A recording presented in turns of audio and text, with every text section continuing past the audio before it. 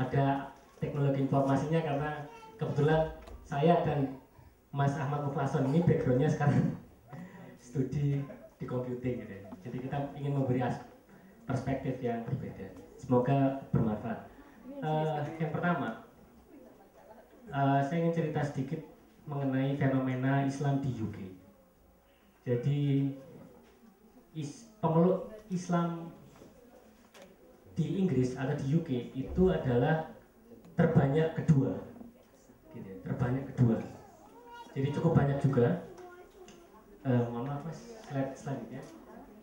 Ya, terbanyak kedua. Tetapi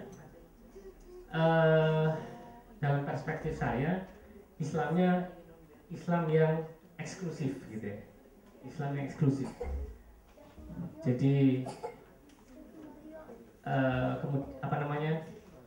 kemudian komunitas Muslimnya itu dari masyarakat Bangladesh, dari Malaysia, India, Pakistan, kemudian Afrika, Jordania, Timur Tengah, Indonesia juga ada, dan lain-lain. Tetapi memang warga Indonesia yang ada di Inggris itu memang kita mungkin tidak banyak ya, tidak seperti di Belanda ini yang banyak warga Indonesianya, sehingga kita sering dipersepsikan sebagai dari Malaysia ya, gitu ya. Lebih dikenal dianggap sebagai dari Malaysia, karena memang jumlahnya tidak banyak.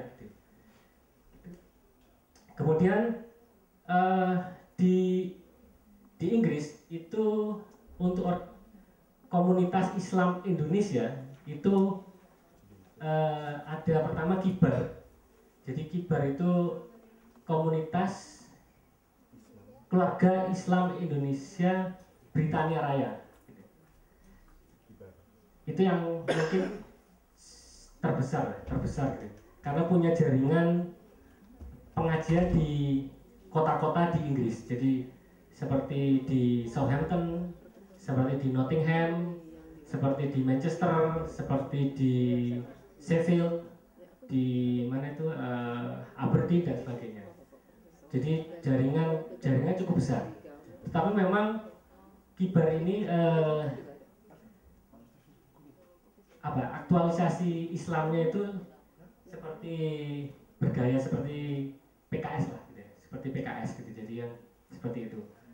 Tapi jaringannya cukup kuat. Gitu. Kemudian yang kedua Muhammadiyah. Jadi teman-teman kebanyakan student ya, itu juga ada dari Muhammadiyah. Terakhir saya sempat, jadi teman-teman dari Muhammadiyah sempat mengadakan kegiatan juga. Terus kemudian NU ini kita terus terang sebelumnya kita tidak aktif gitu ya, di UK lama sekali tidak aktif terus terang aja, dan kita baru memulai kami bersama teman-teman berusaha nguri-nguri kembali mengenai NU di UK gitu. Melalui jaringan sosial media, melalui teknologi informasi. Jadi kita bikin Facebook group, bikin WhatsApp, bikin Twitter, bikin blog. Itu kita menghimpun warga NU yang ada di Inggris. Walaupun sementara ini tidak banyak, jadi mungkin tidak di bawah 20 lah yang include di dalam grup itu. Jadi tidak banyak. Itu terus kemudian juga terjadi Islamofobia. Jadi kasus terakhir itu mungkin minggu yang lalu. Jadi setelah rame-ramenya Charlie Hebdo, itu di berita itu muncul. Jadi ada pengamat teroris itu menyatakan bahwa Birmingham, salah satu kota besar di Inggris, itu dikatakan sebagai kota yang entirely Muslim. Jadi kota yang Islam, kota yang Muslim. Jadi sehingga bagi yang non Muslim jangan masuk ke kota Birmingham karena berbahaya. Pengamat teroris itu mengatakan seperti itu. Gitu. Tapi kemudian itu menjadi kontroversial karena diprotes banyak orang, termasuk David Cameron menyanggah itu dengan mengatakan bahwa itu adalah komentar yang completely idiot gitu. Jadi seharusnya justru bahwa seharusnya apa namanya Islam dan yang non Islam itu harus hidup berdampingan secara damai. Jadi itu. Dan kemudian itu yang terjadi. Jadi sekitar seminggu yang lalu. Kemudian yang kedua sekitar 2 tahun yang lalu saya masih ingat. Jadi kalau teman-teman bapak dan ibu masih ingat ada pemenggalan kepala tentara Inggris di London. Itu sempat saya sendiri takut juga itu. Jadi di London itu ada tiba-tiba ada yang mengaku Muslim gitu ya. Itu tiba-tiba memenggal kepala tentara Inggris gitu. Itu kan ibaratnya apa namanya macan mendekati sarang macan gitu ya. Tentara Inggris gitu. Nah setelah itu efek dari itu ya agak mencekap juga gitu bagi yang Muslim. Saya sendiri merasakan itu. Kemudian muncul ada yang namanya EDL, English Defense League.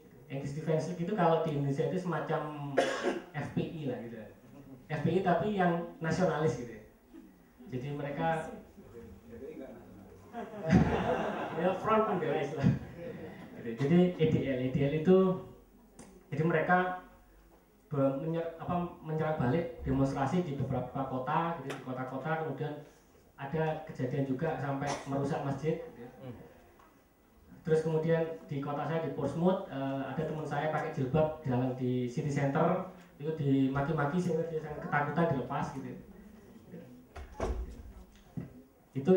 Itu ada fenomena seperti itu. Jadi saya sendiri mengalami bahwa karena nama saya Muhammad Yusuf gitu. Muhammad Yusuf, kebetulan saya penerima beasiswa Dikti. Beasiswa saya itu selalu terlambat, gitu. lebih lambat dari yang lain, karena nama saya Muhammad. Gitu. Super screening. Itu setiap 6 bulan sekali itu selalu lebih terlambat dari teman-teman yang lain. Jadi teman-teman saya Muhammad ya atau nama depannya Ahmad itu mesti karena di UK itu ada